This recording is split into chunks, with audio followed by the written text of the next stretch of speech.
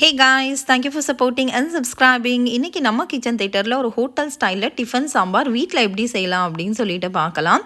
So இவனோட சுவை வந்து நம்ம தொண்டையில் இறங்கும் போது மண்டையில் அலாரம் அடிக்கும். இதோட இன்க்ரீடியன்ஸ் லிஸ்ட்டு வந்து ஹீரோயின் லிஸ்ட்டெல்லாம் வந்து கொடுத்துருக்கேன். கண்டிப்பாக செக் பண்ணி பாருங்கள். இப்போ ஃபர்தர் டிலே இல்லாமல் நம்ம போய் ஆரம்பிக்கலாமா? நீங்கள் எந்த கப்போ பவுலோ கிளாஸில் வேணால் எடுத்துக்கோங்க. அதில் 3/4 கப்புக்கு கொஞ்சம் அதிகமாக இருக்கிற மாதிரி தூறுதால் அது கூட வந்து 2 டேபிள் ஸ்பூன் வந்து பாசிப்பருப்பு. இதை வந்து நல்லா வந்து வாஷ் பண்ணி கழுவி இதை வந்து கொஞ்சம் நேரம் வந்து நம்ம ஊற வைக்கலாம். ஊற வச்ச பருப்பை இப்போ குக்கரில் ட்ரான்ஸ்ஃபர் பண்ணி அது கூட வந்து பூண்டு 4 பல்லு பூண்டு, கொஞ்சோன்னு வந்து இந்த பருப்புக்கு தேவையான மஞ்சத்தூள், அதுக்கப்புறம் வந்து ஹிங்கு பெருங்காயம் கொஞ்சம், அதுக்கப்புறம் இந்த பருப்புக்கு தேவையான தக்காளி, இதெல்லாம் வந்து நம்ம இப்போ இந்த பருப்பு கூடயே போட்டு வேக வச்சிடலாம். இதுக்கு வந்து நான் வந்து பூசணிக்காய் வந்து இந்த பருப்பு கூடயே ஆட் பண்ணி லிட்டை வந்து நல்லா வந்து க்ளோஸ் பண்ணி இந்த குக்கருக்கு வந்து ஒரு 3 விசில் வேகும். ஸோ பருப்பை வந்து நல்லா வந்து லிட் போட்டு மூடி நம்ம பருப்பை வந்து வேக வச்சு ஃபஸ்ட்டு வந்து எடுத்து தனியாக வந்து வச்சுக்கலாம். இது வந்து பார்ட் 1 சீரி வந்து லாஸ்ட் டைம் வந்து பூசணிக்காய் கொஞ்சம் கூட வேகவே இல்லை. ஸோ அதனால் வந்து இந்த தடவை வந்து நான் பருப்போடையே போட்டு வேக வச்சேன். இந்த தடவை பார்த்தோன்னா பூசணிக்காய் வந்து கொஞ்சம் அதிகமாக வெந்துருச்சு, கொஞ்சம் நல்லாவே வந்து ஓரளவுக்கு குழஞ்ச மாதிரி ஆயிடுச்சு. ஸோ இப்போ நான் அந்த பூசணிக்காயெலாம் வந்து தனியாக ரிமூவ் பண்ணி தனியாக எடுத்து ஓரமாக வச்சுக்கிறேன். ஸோ பருப்பு வந்து இப்போ வந்து சாம்பாருக்கு வந்து ரெடியாக இருக்குது. இப்போ நெக்ஸ்ட் ப்ராசஸ் என்ன பண்ணலாம் அப்படின்னா வந்து ஒரு சாம்பாருக்கு இந்த டிஷ்க்கு தேவையான ஒரு சாம்பார் பவுடர் வந்து ரெடி பண்ணிடலாம். அதுக்கு நடுவில் புளியை கொஞ்சம் ஊற வச்சிடலாம். இப்போ ஒரு பேனில் வந்து கொஞ்சோன்னு கீ ஆட் பண்ணி நல்லா வந்து ஒரு டீஸ்பூன் வந்து தோரம் பருப்பை ஆட் பண்ணிக்கலாம். இது கூடயே என்ன பண்ணலாம் அப்படின்னா 2 டீஸ்பூன் வந்து சீரகம், 1 டீஸ்பூன் வந்து மிளகு, அதுக்கப்புறம் வந்து கொஞ்சோன்னு கடுகு, 1/2 டீஸ்பூனுக்கும் கொஞ்சோன்னு கடுகு, ஒரு கொஞ்சோன்னு ஒரு 10-15 வெந்தயம், அதுக்கப்புறம் 1 டேபிள் ஸ்பூன் ஃபுல்லாக வந்து நம்ம வந்து அரிசி ஆட் பண்ணிக்கலாம். எந்த அரிசி வேணால் ஆட் பண்ணிக்கலாம். ஸோ இப்போ இவனை வந்து நல்ல ஸ்லோ ஃப்ளேமில் 2 வறுத்ததுக்கு அப்புறமா ஒரு ஃபுல் டேபிள் ஸ்பூன் வந்து தனியா வந்து நம்ம ஆட் பண்ணிக்கலாம். ஸோ இவனையும் நல்லா வந்து வறுக்கணும். நல்லா இதோட எல்லாத்தோடைய ரா ஸ்மெல்லுமே வந்து நல்லா வந்து போனதுக்கப்புறம் இப்போ நம்ம என்ன ஆட் பண்ணலாம் அப்படின்னா நம்ம காரத்துக்கு ஏற்ற மாதிரி வந்து ரெட் சில்லி, காஞ்ச மிளகா வந்து ஆட் பண்ணலாம். நான் வந்து குழந்தைங்கள்லாம் சாப்பிட்றதுனால கொஞ்சம் கம்மியாக தான் ஆட் பண்ணியிருக்கேன். நமக்கு வேணும்னா எக்ஸஸாக கூட நம்ம ஆட் பண்ணிக்கலாம்.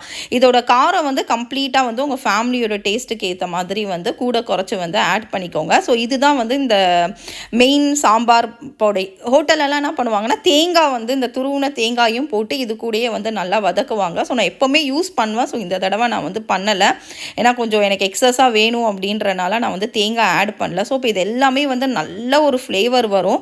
நல்லா வறுத்ததுக்கப்புறமா இவனை வந்து நம்ம தனியாக எடுத்து வச்சு இவனை வந்து நம்ம பவுடர் பண்ணி எடுத்து வைக்கலாம். நல்லா கூல் ஆனதுக்கப்புறம் அப்படியே வந்து ஒரு மிக்ஸி ஜாருக்கு வந்து நம்ம ட்ரான்ஸ்ஃபர் பண்ணி அப்படியே வந்து ஒரு பவுடர் பண்ணி சாம்பார் பவுடர் பண்ணி ரெடி பண்ணி எடுத்து வச்சுக்கலாம். இது வந்து பார்ட் 2 ப்ராசஸ் முடிஞ்சிருச்சு. இன்னொன்று வந்து இப்போ குக்கர்லையோ இல்லை ஒரு பேன்லேயோ வந்து கொஞ்சோன்னு நெய் விட்டு இது கூட வந்து கொஞ்சம் ஒரு 1/2 ஆனியன் வந்து ஆட் பண்ணிக்கோங்க. இப்போ இது வந்து நல்லா வதங்கணும் அப்படின்றதெல்லாம் கிடையாது. ஆனியன் வந்து ப்ரௌன் ஆகணும், நல்லா வதங்கணும் அப்படிலாம் கிடையாது. நல்லா வந்து ஒரு 2 மினிட்ஸ் இல்லை 1 மினிட்டுக்கு வந்து நல்லா மிக்ஸ் பண்ணதுக்கப்புறம் கொஞ்சோன்னு வந்து நம்ம சின்ன வெங்காயம் ஆட் பண்ணிக்கலாம். ஏன்னா சாம்பார் வெங்காயம் தான் வந்து ஹோட்டலெல்லாம் நம்ம சாம்பார் சாப்பிடும் போது வரும் இல்லையா, முழுசாக ஹோட்டல் ஸ்டைல் அப்படின்றப்போ கண்டிப்பாக வந்து சாம்பார் வெங்காயம் இல்லாமல் இல்லையா. ஸோ இது கூட இப்போ நம்ம என்னென்ன காய் வேணால் ஆட் பண்ணிக்கலாம். நான் இன்னைக்கு ஆட் பண்ணியிருக்கேன்னா முருங்கைக்காய் ஆட் பண்ணியிருக்கேன், கேரட் ஆட் பண்ணியிருக்கேன். எனக்கு கத்திரிக்காய் வந்து கிடைக்கல ஆக்சுவலாக. ஸோ அதனால் வந்து நான் கத்திரிக்காயை ஸ்கிப் பண்ணியிருக்கேன். ஸோ நமக்கு கிடச்சிச்சு அப்படின்னா என்ன காய் ஆஸ் பர் அவர் சாய்ஸ் வந்து நம்ம வந்து ஆட் பண்ணிக்கலாம். இது கூடயே வந்து 1 டீஸ்பூன் வந்து சில்லி பவுடர் ஆட் பண்ணியிருக்கேன். என்னோட ஆல்ரெடி வந்து நம்ம மிளகா வந்து அங்கேயும் போட்டு அரைச்சி வச்சுருக்கிறனால வந்து நான் ரொம்ப கம்மியாக வந்து ஒரு சின்ன டீஸ்பூனில் 1 டீஸ்பூன் சில்லி பவுடர் ஆட் பண்ணியிருக்கேன்.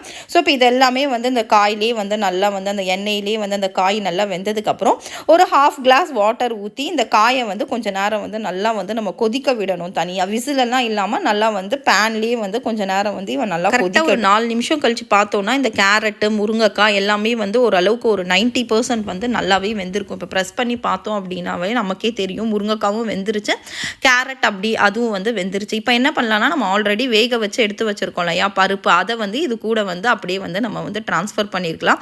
நெக்ஸ்ட் என்ன பண்ணலாம் அப்படின்னா புளி வந்து நம்ம கரைச்சி வச்சுருக்கோம் இல்லையா. ஸோ அவனையும் வந்து இப்போ எல்லாமே ரெடியாக பண்ணி வச்சுருக்க எல்லாத்தையும் வந்து இப்போ ஒன்று வந்து சேர்க்க போகிறோம். ஸோ புளி கரைச்சதையும் வந்து ஊற்றலாம்.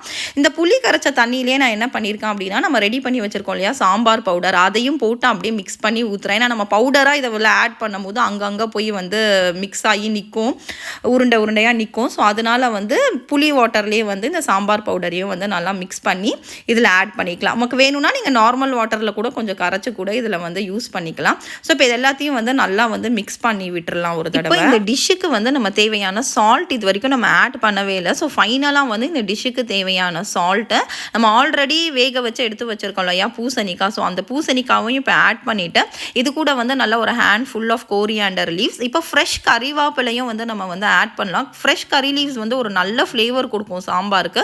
ஸோ அதை வந்து ஃப்ரெஷ் கறி லீவ்ஸையும் ஆட் பண்ணி வந்து ஒரு ஸ்லோ ஃப்ளேமில் வச்சு கொதிக்க வைங்க. இப்போ நம்ம பார்ட் 3க்குள்ளே போகலாம். ஃபைனலாக வந்து ஒரு தாளிப்பு, ஒரு பேனில் வந்து கொஞ்சோண்டு நெய் ஊற்றி அது கூட வந்து ஒரு நல்ல ஒரு 2 டீஸ்பூன் வந்து கடுகு வந்து நல்லா பொரியணும். இந்த மாதிரி நல்லா பொரிஞ்சதுக்கு அப்புறமா ஆஸ் யூஷுவல் நம்ம தாளிப்பு வந்து கறி லீவ்ஸ் வந்து ஆட் பண்ணிக்கலாம். இது கூட வந்து நம்ம வந்து சாம்பார் வெங்காயம் ஆட் பண்ணலாம். ஹோட்டல் ஸ்டைல் சாம்பார்னாலே வந்து சாம்பார் வெங்காயம் இல்லாமல் இல்லையா. ஸோ இதை ஆட் பண்ணி இது வந்து நல்லா வெங்காயம் வந்து ஓரளவுக்கு ப்ரௌன் ஆனதுக்கப்புறம் அவ்வளோதான், வேறு என்ன, நம்ம குக்கருக்குள்ளே வந்து இறக்கி விட்டு ட்ரான்ஸ்ஃபர் பண்ணிட வேண்டியதுதான். ஸோ இதை போட்டதுக்கப்புறமா பார்த்தீங்கன்னா ஒரு சரியான வந்து செம்ம ஃப்ளேவர் வரும். லைட்டாக வந்து ஒரு மிக்சிங் கொடுத்து இதை வந்து நம்ம லிட் போட்டு வந்து மூடி வச்சோம் அப்படின்னா அவ்வளோதான், வாசனை வந்து செமையாக இருக்கும். 10 இட்லி வந்து தாறுமாறாக உள்ளே இறங்கும். இங்கே பூசணிக்காயை காய் வேக வைக்கிறோம் இல்லையா, முருங்கைக்காய், கேரட், அப்போ கத்திரிக்காய், அந்த டைம்லேயே வந்து ஆட் பண்ணிக்கலாம். லாஸ்ட்டு 2-3 தடவை எனக்கு சரியாக வேகாதனால தான் வந்து பருப்பு கூட ஆட் பண்ணேன். கண்டிப்பாக கத்திரிக்காய் கிடச்சிச்சு அப்படின்னா கத்திரிக்காவை ஆட் பண்ணிக்கோங்க. இது கூட பீன்ஸு அந்த மாதிரி என்ன காய்கறி வேணாலும் நம்ம ஆட் பண்ணிக்கலாம். இதை கண்டிப்பாக நீங்கள் உங்கள் கிச்சன் தியேட்டரில் ரீமிக்ஸ் பண்ணி ரிலீஸ் பண்ணிவிட்டு ஃபீட்பேக் எப்படி வந்திருக்குன்னு கண்டிப்பாக ஆஸ் யூஷுவல் சொல்லுங்கள். கொடுத்துருக்க அளவுங்களை விட உங்கள் அன்புன்ற ஆயுதத்தை அளவில்லாமல் சேர்த்து சமைச்சு கொடுத்தீங்கன்னா உணவு மட்டுமல்ல உறவுகளும் உங்களை வணங்கும். நன்றி.